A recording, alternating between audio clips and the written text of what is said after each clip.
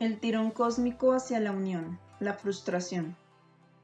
Saludos mis queridos amigos, sean benditos cada uno de ustedes. Una gran corriente de fuerza y bendiciones divinas los permea y fluye alrededor de ustedes como una fuerza poderosa. Sean conscientes de esta fuerza, sintonícense con ella y percibirán su realidad.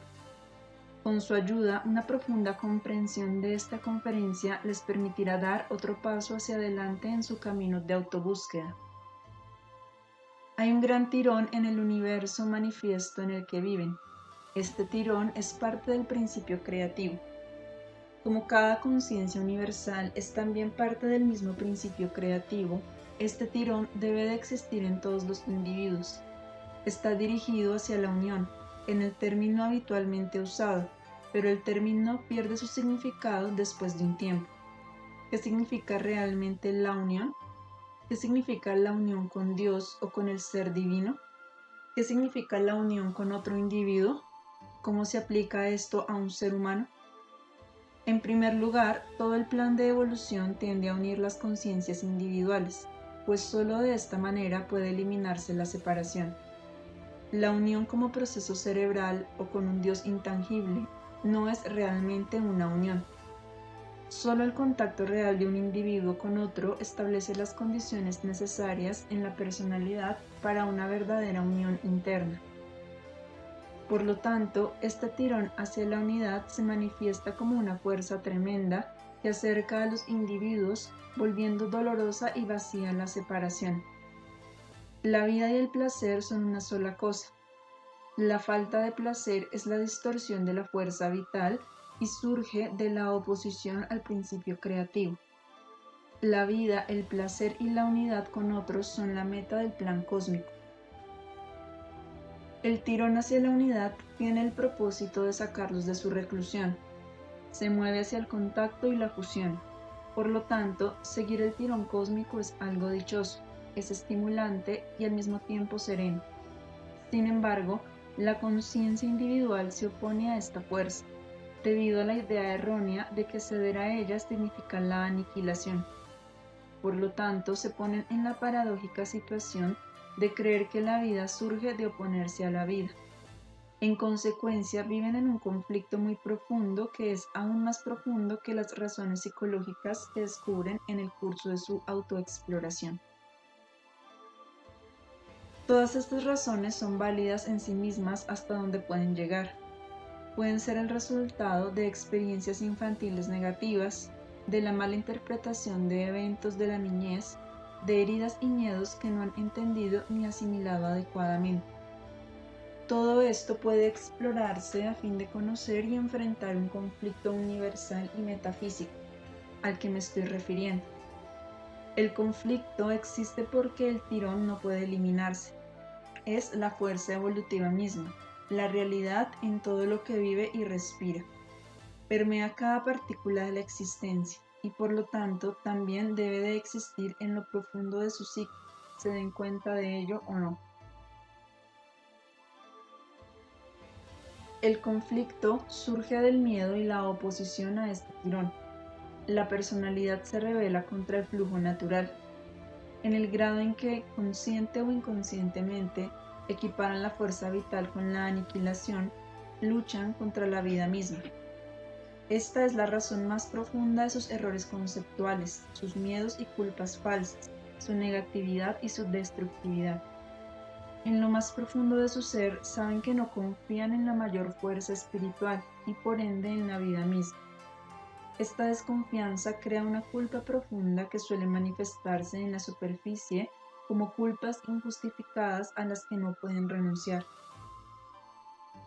El conflicto también se manifiesta como un temor de sus instintos más profundos, de manera que nunca pueden relajarse ni bajar la guardia.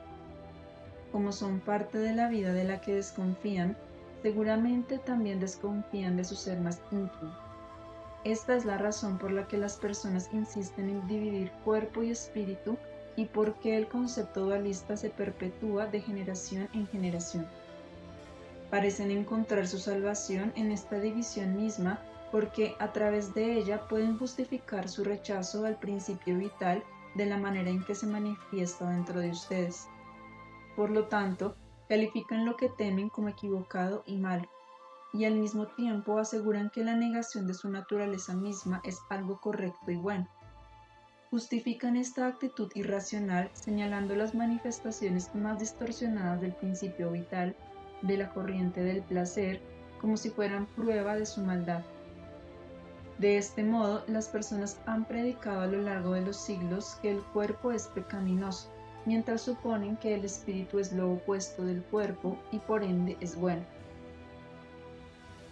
No es verdad que todas sus dificultades procedan de estos errores conceptuales que adoptan como la verdad espiritual final. Es más verdadero decir que estos errores conceptuales provienen del profundo conflicto espiritual que los motiva a acusar al gran principio de la vida de ser lo opuesto de lo que realmente es. El mal uso de esta poderosa fuerza no demuestra en modo alguno una aceptación y confianza en ella.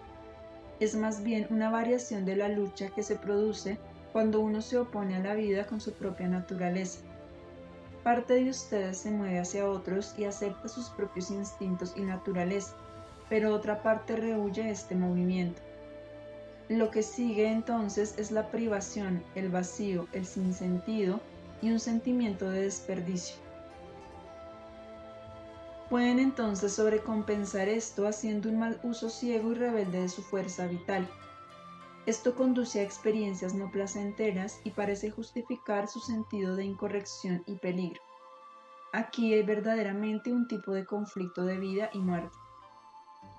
Este conflicto se manifiesta de forma diferente en cada individuo, pero una cosa puede decirse con certeza.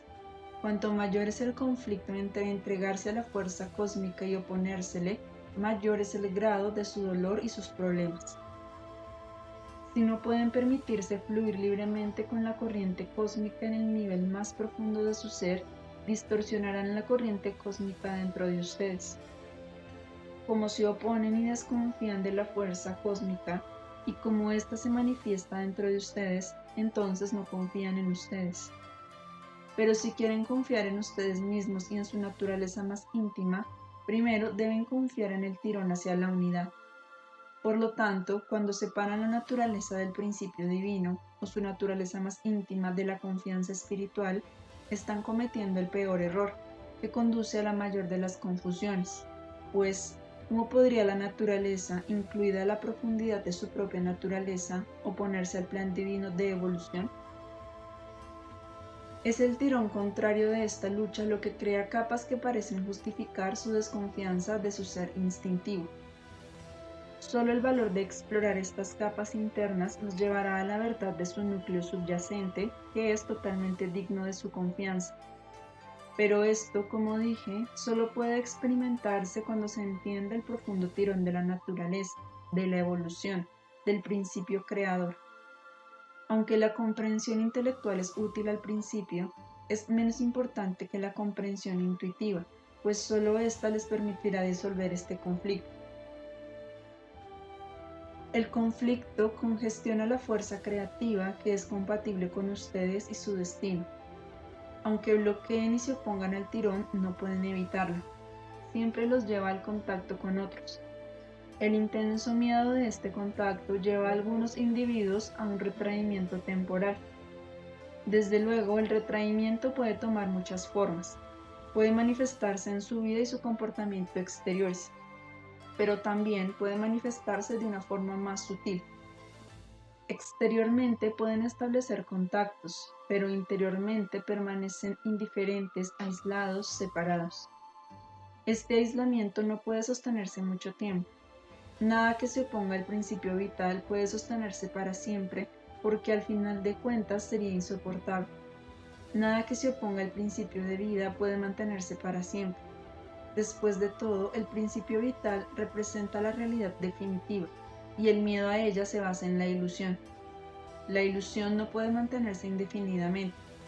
La ansiedad que surge de su ilusión solo puede eliminarse cuando este profundo conflicto se entienda y se honre, y cuando finalmente se permitan ustedes armonizarse con el principio creativo. Incluso cuando la oposición es grande, el tirón hacia el contacto y la fusión con otros debe permanecer. pues ese es un hecho fundamental de la creación. Pero el tirón en contra, con su miedo, su desconfianza y otros sentimientos destructivos, crea entonces el contacto negativo. Todos los seres humanos experimentan cierto tirón en contra, incluso los individuos relativamente integrados y sanos. Pero tomemos a los individuos cuyo tirón en contra es relativamente débil y cuya personalidad predominante afirma la vida y sus propios instintos más profundos y por lo tanto está relativamente libre de conflicto. Su contacto con otros será relativamente dichoso y falto de problemas. Su principio del placer creará mutualidad, amor genuino y placer supremo. En el grado en que la oposición al tirón cósmico crea bloqueos y desvía el curso cósmico, debe de surgir un contacto negativo y doloroso. El principio del placer se adherirá a una situación negativa nacida de las experiencias infantiles. Esto vuelve imposible la realización porque la experiencia del placer siempre está amenazada por la negatividad adherida. El individuo se vuelve entonces una paja indefensa entre dos tirones y se ve impulsado a un contacto doloroso. Así, el tirón hacia el contacto y el miedo a este, que se manifiesta como un alejamiento de él, están ambos presentes. Este último genera dos reacciones defensivas fundamentales, o el deseo de lastimar o el sentimiento de ser lastimado, que son productos inevitables del contacto. Como el principio del placer siempre sigue siendo un elemento de la corriente de la vida, entonces necesariamente se adhiere a la forma distorsionada de contacto. El placer encarnado en la fuerza más grande de la vida humana no puede eliminarse, pero allí donde esta fuerza se distorsiona, el placer se vuelve negativo. Como el contacto parece lastimar, el placer se manifiesta en lastimar al otro o en ser lastimado, en mayor o menor grado. La conexión entre dolor y placer engendra un círculo vicioso. Cuanto más dolorosamente se manifiesta el principio de placer del tirón cósmico, mayores son el miedo, la culpa, la vergüenza, la ansiedad y la tensión. La oposición crece, el conflicto aumenta y el círculo vicioso continúa. El problema evolutivo para cada ser consciente es, por lo tanto, comprender y experimentar profundamente este círculo vicioso sin interpretar mal la conexión negativa entre el contacto del dolor y el principio del placer. Deben ver más allá de ella, comprometiéndose a buscar con una actitud abierta su naturaleza más profunda. No confundan las emociones negativas que encuentran primero con la realidad definitiva de su vida instintiva. La capa de destructividad, egoísmo ciego, deshonestidad, así como los vergonzosos apegos del principio del placer a las situaciones negativas, no son su naturaleza más profunda. Es simplemente una demostración, un resultado de este conflicto específico, amigos míos. No puedo insistir demasiado en eso, pues cuando desconfían de su naturaleza más íntima, desconfían de todo el universo espiritual. Uno no puede existir sin el otro. Llega un punto en el camino hacia la liberación en el que el problema debe considerarse desde ambos extremos. Solo cuando tienen el valor y la honestidad de encarar lo que no les gusta de ustedes, pueden descubrir que la energía y la sustancia misma de estas actitudes es esencialmente constructiva y digna de confianza. Esta realización puede convertirles. En consecuencia, los procesos de la vida serán fidedignos y ya no tendrán que oponerse a ellos. Y a la inversa, cuando consideren la posibilidad de que todo el proceso creativo es fidedigno, tendrán el valor y la honestidad de trascender los bloqueos que deforman la energía creativa y la sustancia divina y los reconvertirán en creatividad. Es imposible confiar en Dios, confiar en la vida y en la naturaleza si uno no confía en sus instintos más profundos. Pues, ¿de dónde vienen estos instintos? No pueden ser aplastados ni negados, arrancados o suplantados a la fuerza por elementos extraños que parecen más agradables para el alma temerosa. La única salida es entender que los instintos más íntimos son buenos si no se interfiere en ellos, que son parte del poder más divino y no hostiles en lo más mínimo al crecimiento espiritual. Este es uno de los errores más trágicos de la humanidad, porque nada retrasa más el plan de evolución que este error conceptual que sostienen individuos bien intencionados y de otro modo muy iluminados. Estos instintos resultarán ser los portadores de la luz cuando no se juzguen mal, se nieguen y se separen de su origen divino en una dualidad artificial que presuponga que son malos y los considere lo opuesto de la vida divina o la vida espiritual. Así que alcanzan su máximo esplendor solo cuando entienden esto y consecuentemente dejan de temerse y de pelear contra ustedes, sus instintos, su cuerpo, su naturaleza y contra la naturaleza misma. Esta es la gran lucha de la humanidad, y una vez que la entiendan de manera general, todos los líderes espirituales, la lucha individual disminuirá considerablemente. No saber esto, continuar con el ciego involucramiento de la lucha, los vuelve incapaces de renunciar a su separación. De esta manera se prohíben completar su destino espiritual. Evitan hacer las paces con sus instintos físicos y emocionales más interiores. La paz entre el cuerpo y el alma es un producto inevitable de la autorrealización. Es incorrecto creer que el cuerpo puede sencillamente dejarse de lado en la gran empresa de la integración. Cuando el cuerpo desaparece antes de que la integración haya tenido lugar, esa integración queda incompleta. Este conflicto es tan profundo y universal que con frecuencia los individuos más iluminados, más evolucionados y menos prejuiciosos se angustian cuando lo perciben en sí mismos. Incluso si no se amoldan a puntos de vista mezquinos y negadores de la vida, la profunda angustia interior que surge de este conflicto los induce a cegarse a lo que ocurre en el interior. Siempre que flaqueen en su valor para enfrentar el conflicto, tal como se manifiesta profundamente desnudo en los recovecos del ser, se aíslan en cierta medida. Se quedan envueltos en una negatividad y una decisión dolorosa dentro de ustedes hasta que su mayor evolución los lleva al punto en que ya no temen la gran corriente de la que forman parte y que es parte de ustedes, que los conduce a otros y que disuelve el muro de separación y defensa. Entonces verán que no solo no pierden su individualidad, sino todo lo contrario, se expanden y se vuelven más ustedes mismos. Ahora me gustaría hablar de una característica de la personalidad humana que parece relativamente insignificante, meramente psicológica, pero que tiene un profundo significado y conexión con el tirón hacia la unión. Más adelante hablaré de esto. La característica de la que quiero hablar es la frustración. Como todas las actitudes humanas, la frustración puede distorsionarse fácilmente en dos opuestos, ambos igualmente destructivos. Todo el mundo sabe que la incapacidad de tolerar constituye un grave trastorno de la personalidad y perjudica el carácter de uno. Cuando la frustración no se maneja apropiadamente, produce dolor al ser y a otros.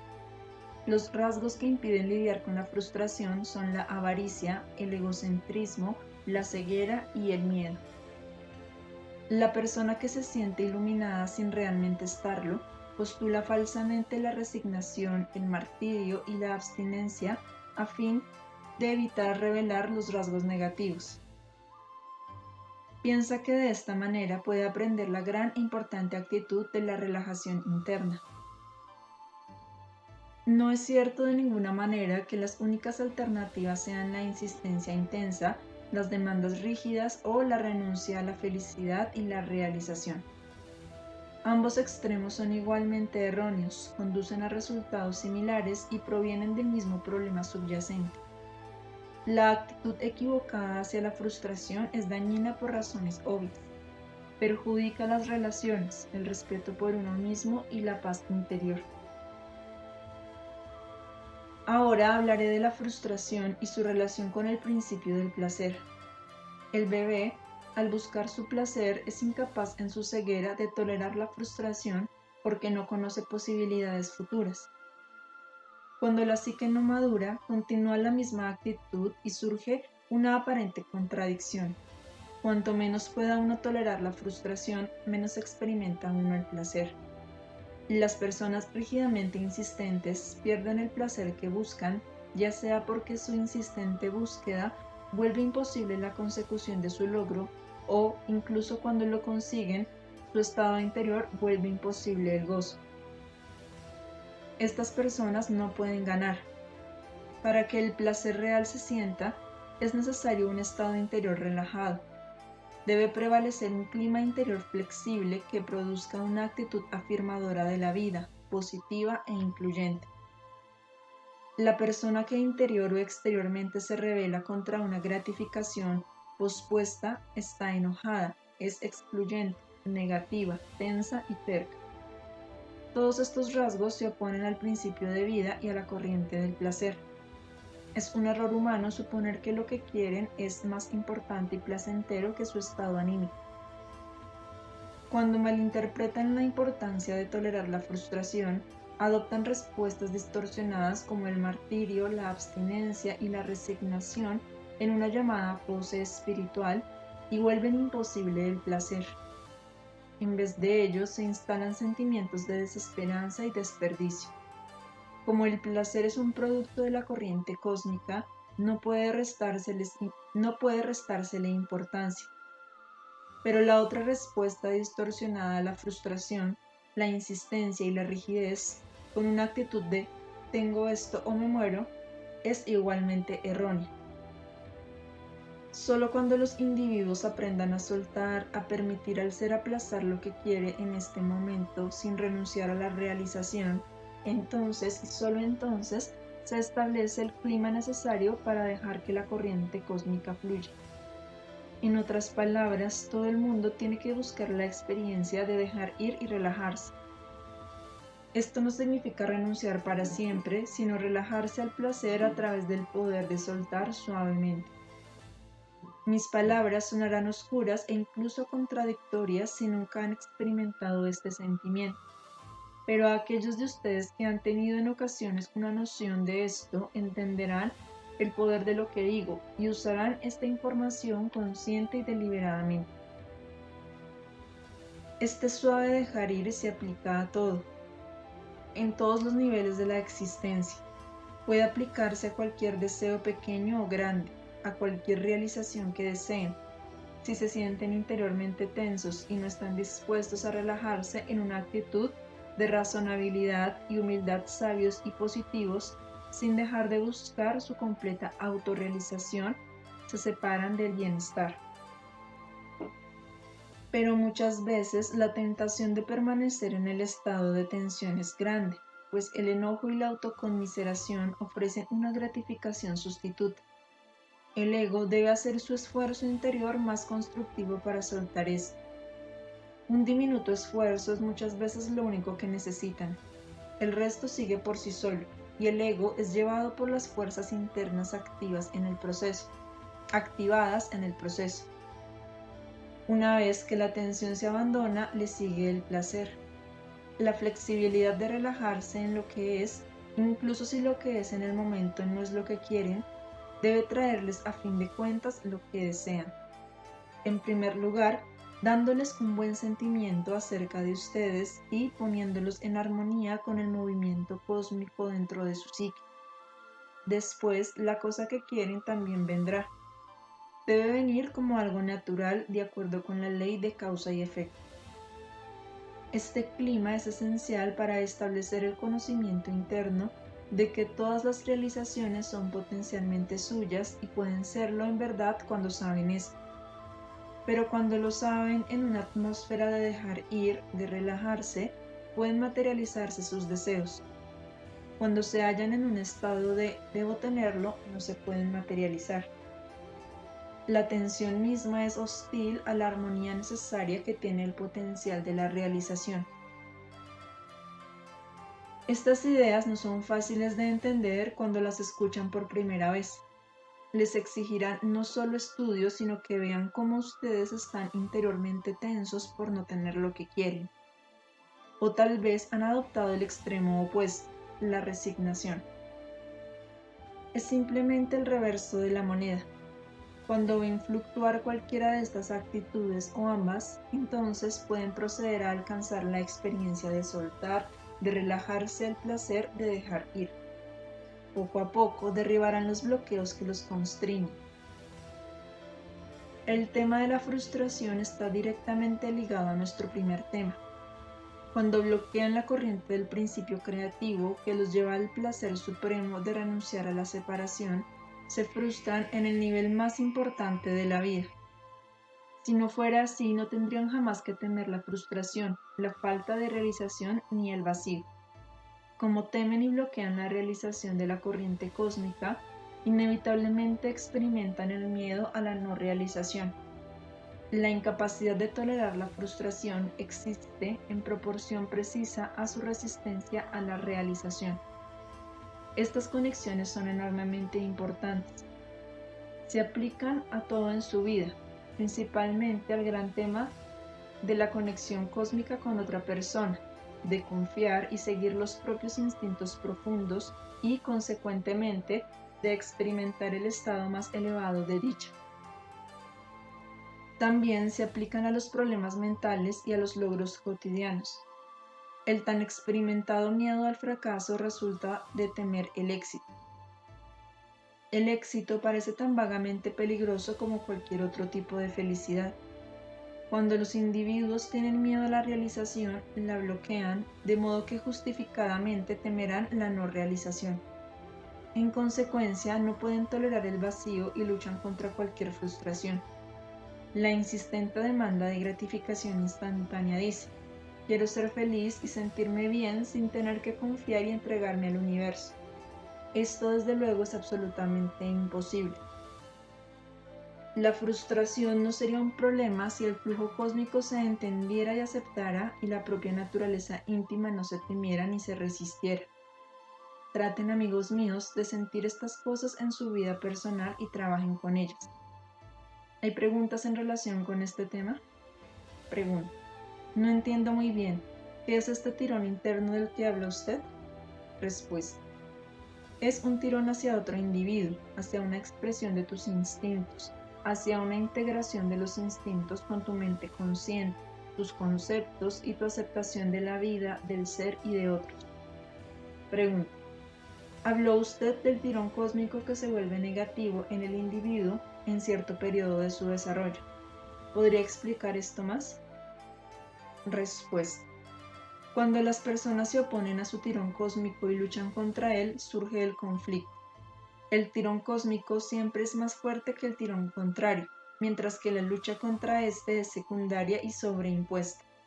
Así que siguen siendo tirados hacia el contacto.